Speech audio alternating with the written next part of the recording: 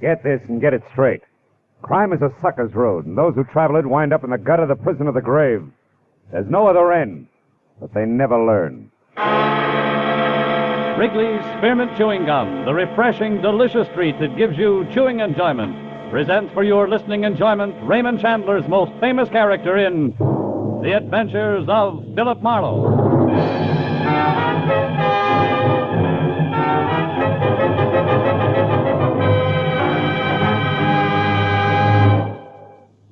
To make every day more enjoyable, treat yourself often to refreshing, delicious Wrigley's Spearmint Chewing Gum. Here's a taste treat you can enjoy indoors, outdoors, at work, or at play. The cool, long-lasting mint flavor refreshes you. The smooth, steady chewing helps keep you fresh and alert. Adds enjoyment to whatever you're doing. Wrigley's Spearmint Chewing Gum. Healthful, refreshing, delicious. Now, with Gerald Moore, starred as Philip Marlowe, the makers of Wrigley's Spearmint Chewing Gum are glad to bring you tonight's exciting story, The Girl from Pitchfork Corners.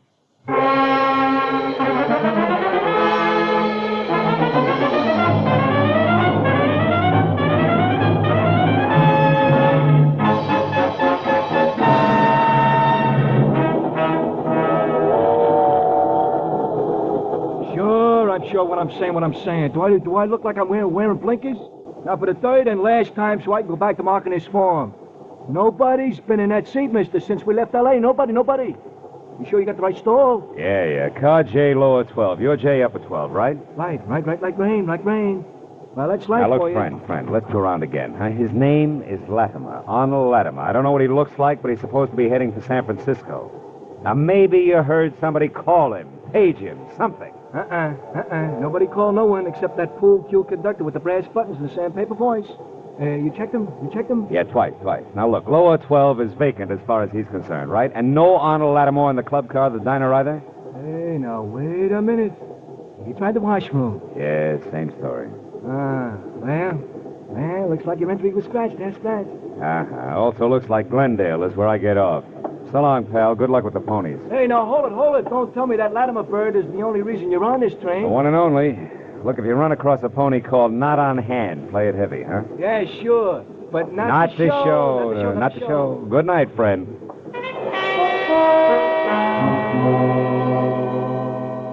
I waited on the platform at Glendale until the chrome streamliner had glided out with car J, lower 12, still empty.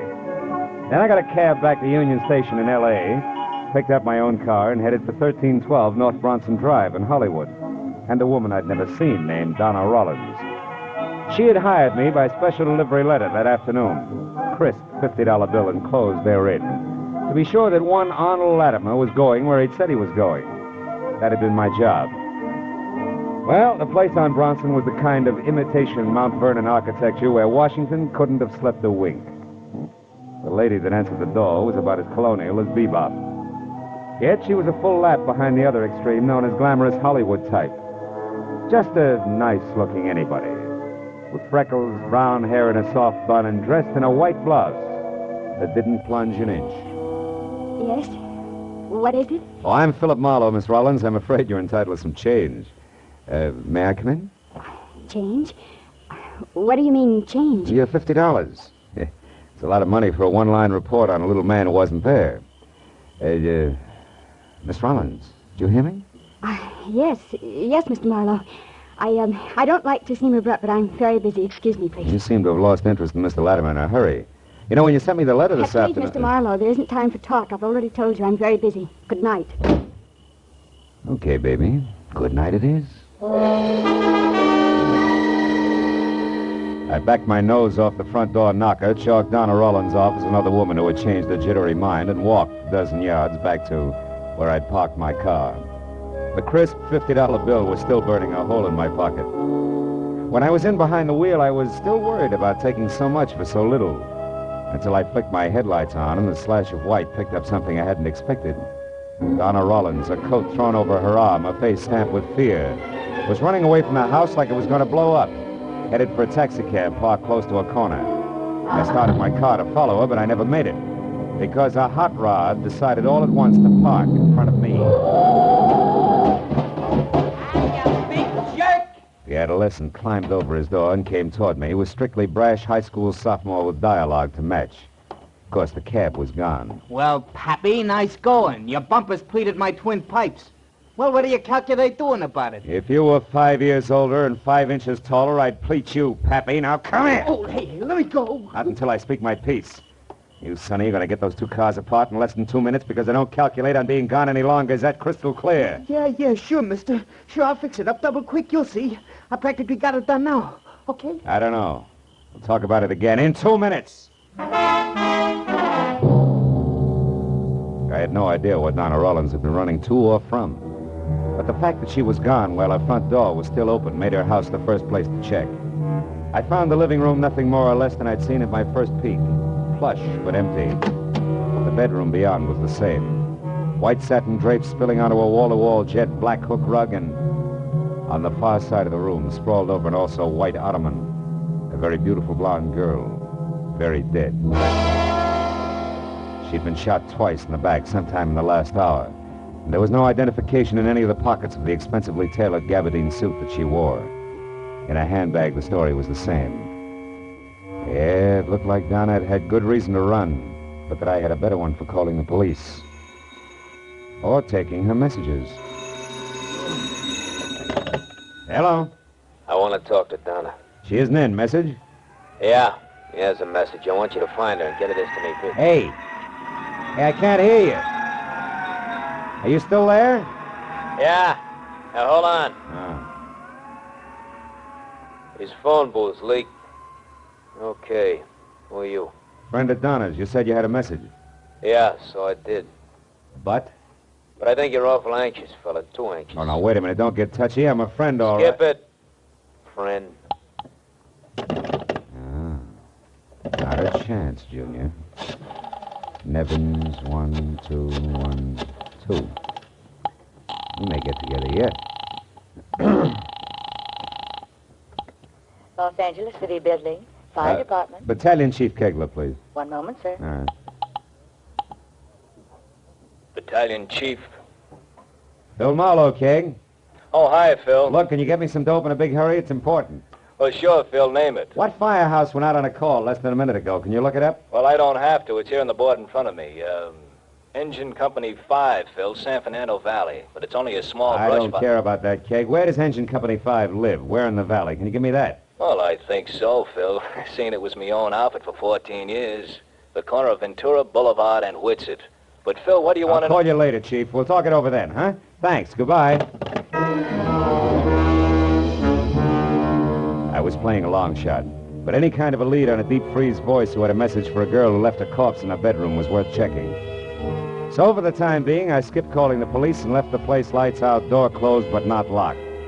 Then I found my car where the hot rod pilot had left it. Started for the San Fernando Valley in the firehouse called 5.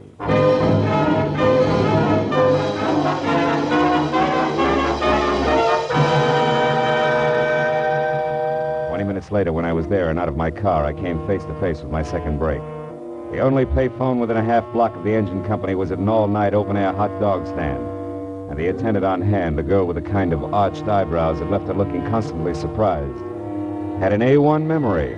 I most certainly do remember the party you're talking of, mister, most certainly, and for two especially good reasons. Like what, honey? Like top and bottom, hair and shoes I refer to. Oh. The former, red, like this ketchup here, and the latter, suede and yellow, no less. And Hey, he was Bessie.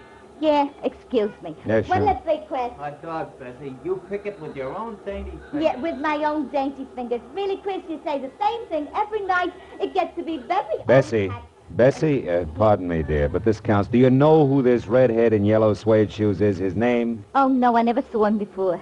Oh, fine. Well, thanks, baby. Well, don't mention it. By the by, I do know where he went, if that means anything. Baby, it means a lot. Where? Tell me. With the old Mexico Club here in Studio City. He works there or something. Anyhow, I know he made a call to Herbert Ring, the gambling big shot, and called him boss.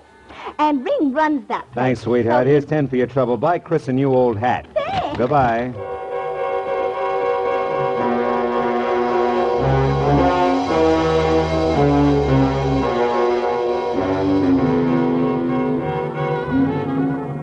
The old Mexico club was phony south of the border from authentic Latin American rumba team I'd seen billed as Mr. and Mrs. Buck and Wing a month ago at the policeman's ball, to a life-size painting of a bullfighter who had his cape thrown over the wrong shoulder. It was strictly second-rate all the way down and back up the line to the proprietor himself, Herbert Ring, an almost smooth, almost big bookmaker whom I knew slightly. I found him at a corner table, huddled over a glass of milk, listening hard to none other than the redhead with the gaily colored feet. When I stepped up to them, the conversation broke off sharply. Well. Hiya, Phil. What's new, boy? Oh, nothing much, Herb. Outside of a job I just landed. A girl named Donna Rollins. Donna Rollins? Quiet, Larry. Excuse us, won't you? Sit down, Phil, sit down. Mr. Marlowe, Larry. How are you? I'll be at the bar, boss. He's not so friendly, Phil. The evasive type, if you know what I mean. Yeah. Evasive like Arnold Latimer, maybe? Arnold Who's that, Phil? Now listen, Herb, I'm trying it straight. Donna Rollins and you, what's the tie? I forget. Your angle? Right now, curiosity and a corpse, no more. Oh, somebody's dead, huh? Where? I forget. Round two, Herbie. Yeah. Okay, Phil, you got as much good sense as you have nerve. Thanks. I'll try it straight for a while. A certain party has me over the barrel. Tonight's the payoff. I plan on making it. That's all. Blackmail? And you're almost happy about it? Oh. Now look, Herb, you don't expect me... You're thinking like an honest man. Now, turn it over. Huh? I'm stuck, so I pay. Once. Blackmail's your name for it. We call it smart money. And smart money's what we deal in. You follow? Almost. But this certain party, is it Donna Rollins? Marlowe, after what I said about your good sense... Oh, yeah. How straight can you get, huh? Leave it alone, Phil. Good night, boy. I watched them go as far as the bar and past Larry, who quietly fell in step behind without so much as the command heel. And when they both disappeared into a door marked private, I decided I'd had enough of old Mexico.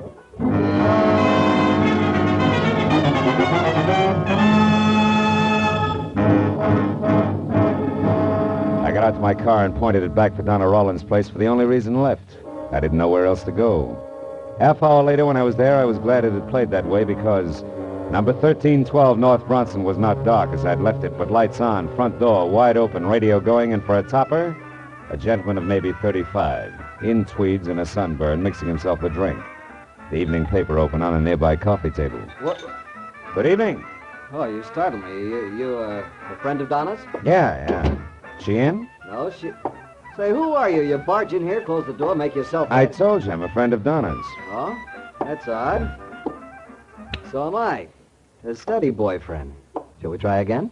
All right, the name's Marlowe. I'm a private detective working for Donna. Donna hired a private detective? Why? What's wrong? Take it easy, Mr... Sattler, Doug Sattler. Now, please, now, Mr. Marlowe, come to the point. I had a date with Donna. Yeah, well, from the way she left here, I don't think she's going to keep it. Why not? Why shouldn't she?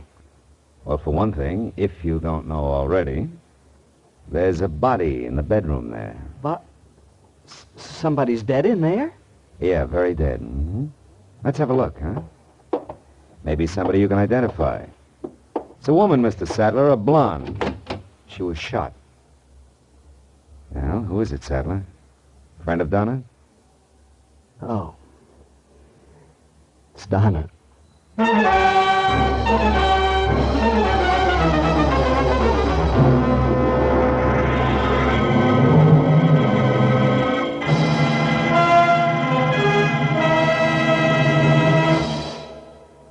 To make every day more enjoyable, treat yourself often to refreshing, delicious Wrigley's Spearmint Chewing Gum. The lively, full-bodied, real mint flavor cools your mouth, moistens your throat, freshens your taste. And the chewing itself gives you a little lift, helps you keep going at your best. So for real chewing enjoyment that's refreshing and long-lasting, always keep Wrigley's Spearmint Chewing Gum handy. Healthful, delicious Wrigley's Spearmint Gum will make every day more enjoyable. Now with our star, Gerald Moore, the second act of Philip Marlowe and tonight's exciting story, The Girl from Pitchfork Corners.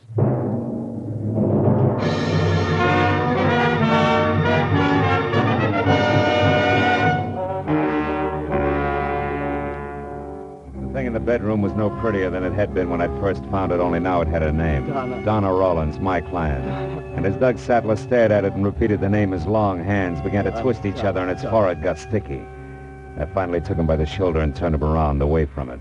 His glistening gray eyes avoided me and instead darted at the corners of the room frantically like a pair of scared mice looking for a place to hide. Donna dead like that? I just can't get it through my head. Why? Well, let's try the easy ones first, like who, huh?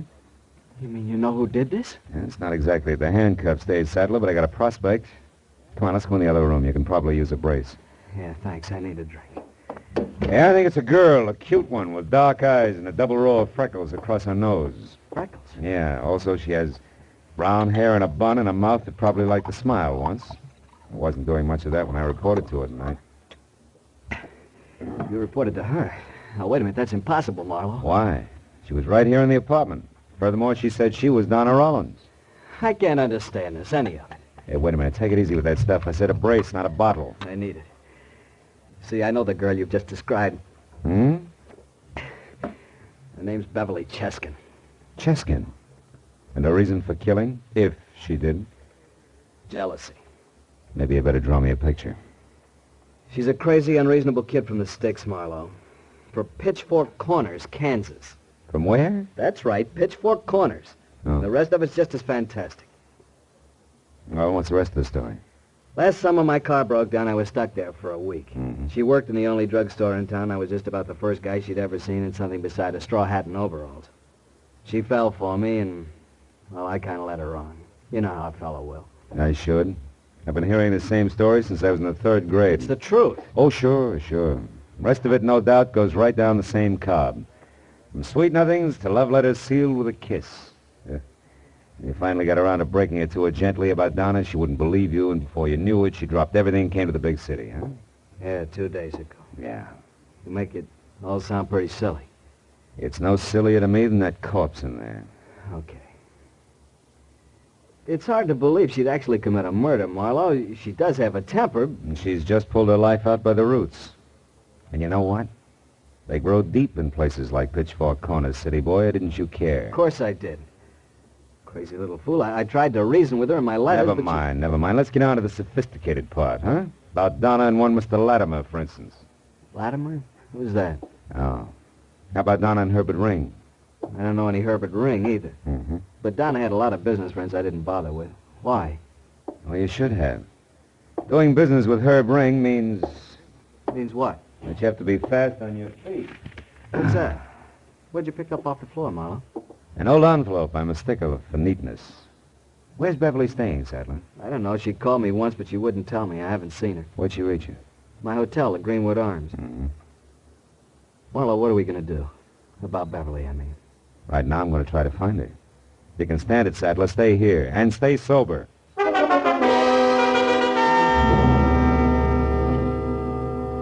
crumpled envelope I'd found that didn't belong on Donna's floor had come from the Sunflower Motor Court. Qualified as a lead only because the name might appeal to a sentimental Kansan a long way from home. Well, it took the night man at the place 5 fumbling minutes to discover that Beverly Cheskin actually was registered. 5 more to remember that she got a call just before I showed up. Had left in a big hurry and had crossed the street toward Sam's, which was a U-Drive car lot done in tired green. So was Sam. Sorry, Sonny, but you're out of luck. Ain't a buggy left on the lot. Them 2 out there laid up. I don't want a car, Sam. I got my own across the street. I'm looking for a girl. What you doing it in here for? Because her name is Beverly Cheskin. Beverly. Well, say now. Ain't this a coincidence? Is it? Pretty little thing by that name was just in. Freckles and all. Don't see Freckles out here much. Made me kind of homesick. Yeah, I'll bet. Did she rent a car from you? Oh, sure did. Brand new Nash, last one. Oh? Darn near didn't give it to her. She's mighty keyed up, you see. Figured the L.A. traffic had put the wild on her till I found out it was love. Love?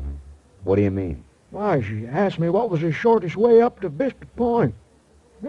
Won't you get it, son? I'll be very honest, not yet, no. Well, Vista's Mexican for view, senor. Point's just a hoot and holler east of the observatory.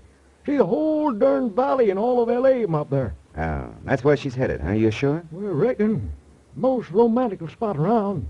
Dangerous road, though, more ways than one. But you ain't kidding me. I bet you know all about it. Well, not all, but I'm willing to find out. Thanks, Sammy. That's all right. Don't break your neck crossing the street, son, as you wait.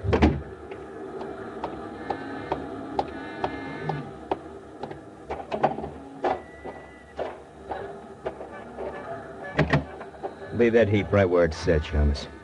You won't be needing it. I won't take your word for it, Larry. You better. Mr. Ring wants you and me to have a nice talk. Tell him we have nothing in common. You know it's different. The name Arnold Latimer, for instance. Sorry, some other time I got a date. Hey, you. Said we're gonna talk, Mr. Cool Cucumber.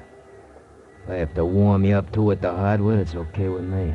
You know, Larry, there's something wrong with a guy who'll wear yellow suede shoes like those. He must be slow in his reflexes.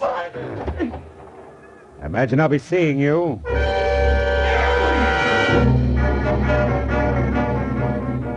As I headed for Vista Point, two ugly facts stood out clearly. First, the only person Beverly Cheskin would rush off to Vista Point for was Doug Sattler. Second, he had to be a liar because he called her just as soon as my back was turned. And they both added up to the same thing, another corpse. The road up from the valley floor was a narrow strip of crumbling concrete as full of twists as a hurt worm. But near the top it leveled off in a series of ragged terraces, grossly overrated as a lover's rendezvous. I pulled off the road, hid my car near a scrub oak, and went the rest of the way up on foot. A cold wind lashed at the manzanita as I worked my way up to the crest. The half-moon played unpredictable tag with low clouds. So I followed the shadow of a stone wall out onto the jutting point, where the mountain fell away on three sides into a black gorge. Finally, I spotted them. Doug Sattler and the freckled kid from Pitchfork Corners, standing close together at the edge of oblivion. I was in love with you, Doug. I still am. Doesn't my being here prove that? When you called me at the motel, I came up here as fast as I could, even though I knew what you'd done. Oh, Doug, why did you have to kill her? Why? Because she double-crossed me on a business deal. A blackmail deal, Beverly. Blackmail? That's right. Donna knew plenty about certain men in this town, big-timers who'd pay thousands or kill to keep others from finding out about them. Oh, Doug, how could you? Well, it was risky. I had to pose as somebody who didn't exist, a Mr. Arnold Latimer, and pretend that he was the one who had all the information. I demanded 50 grand from a guy named Ring and set Donna up as the go-between. Then, as Latimer, I was supposed to go to San Francisco on the train and wait for Donna to come with the money. But I'd have waited the rest of my life. She intended to keep it all for herself. But you killed her, Doug. Was it that important to you? You still don't get it, do you? I know now that there's no chance for us, for you and me. No chance at all, ever. I'm going through with the deal alone, Beverly. I'm going to get that money.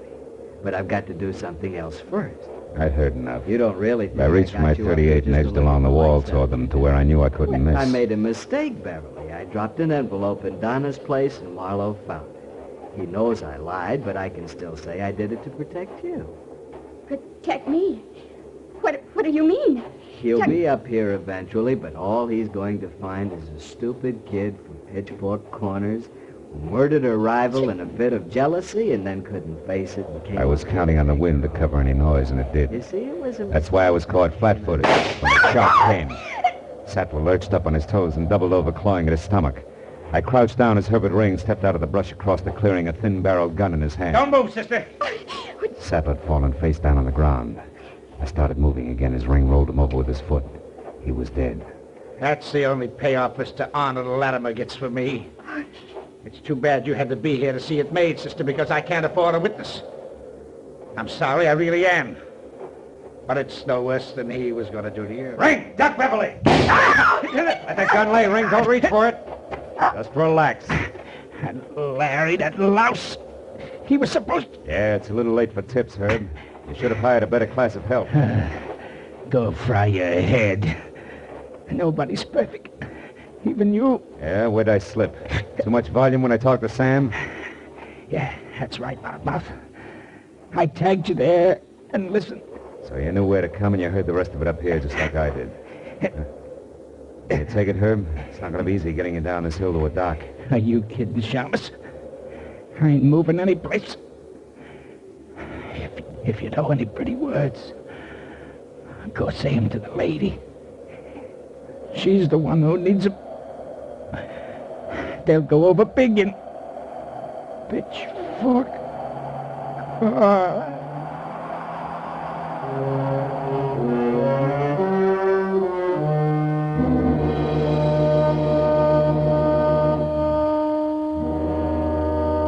I couldn't think of any pretty words.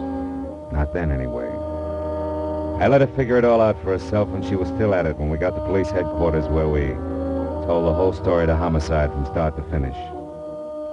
And finally, when a coroner's crew went up to Vista Point to take Sattler and Ring to the morgue, and a gaunt police secretary with calluses on her mind hammered out the reports, I went over to Beverly, the little country girl, who was looking through a dingy window at the dingy backyard of a city. Are they going to ask any more questions, Mr. Marlowe? No new ones. They've got it all. They just like to repeat to be sure it comes out the same each time. You can't blame them, you know. Well, they're not going to hold you. You can leave tomorrow and go home. Yes, I know, but I'm not going back. I'm going to stay here in Los Angeles. Be sure, baby. It's a big place, lots of people. Awful lot of people. Not if you think about them one at a time. Yeah. Say, Marlowe, you can go now if you want. But we'd like to talk to you again, Miss Chesson. Will you come in, please? Oh, yes, sir. Well, good night, Phil. Can I call you one of these days? You better. Starting tomorrow.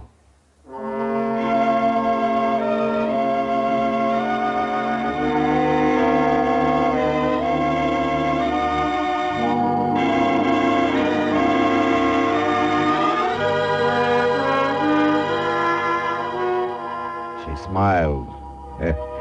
And the freckles on her nose all ran together. Yeah, it was a lovely sight, that nose. I watched her walk into the lieutenant's office, and then I went out, got in my car, and headed home. And as I drove, I thought about hepcats, hicks, and hayseeds. But as she suggested, one at a time. You know what? It worked. That way there's no difference. They're all people. Yeah, I had a hunch I was going to be planning on that phone call tomorrow.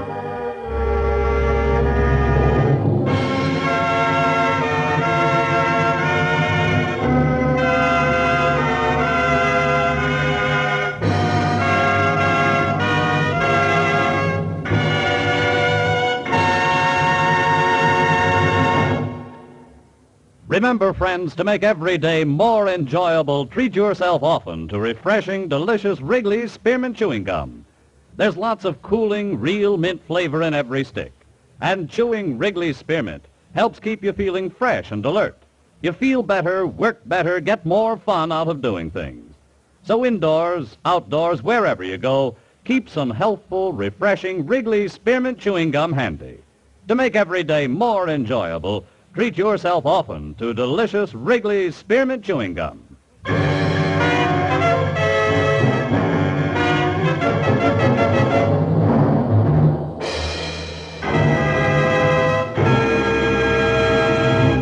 The Adventures of Philip Marlowe, presented by Wrigley's Spearmint Gum, bring you Raymond Chandler's most famous character and star, Gerald Moore. Philip Marlowe is produced and directed by Norman MacDonald and written for radio by Robert Mitchell and Gene Levitt.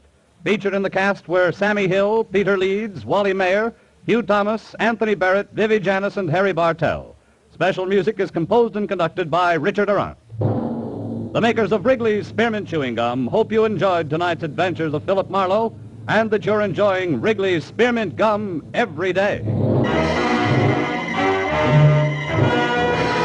We invite you to be with us next week when Philip Marlowe says... This time I spent the night in an ancient Spanish castle with an overworked count guarding a tomb. A caretaker with blood on his mind and a 7-footer called Peter the Cruel, which was one thing. The other was worse. They all lived in the 16th century. Bob Stevenson speaking. This is CBS, the Columbia Broadcasting System.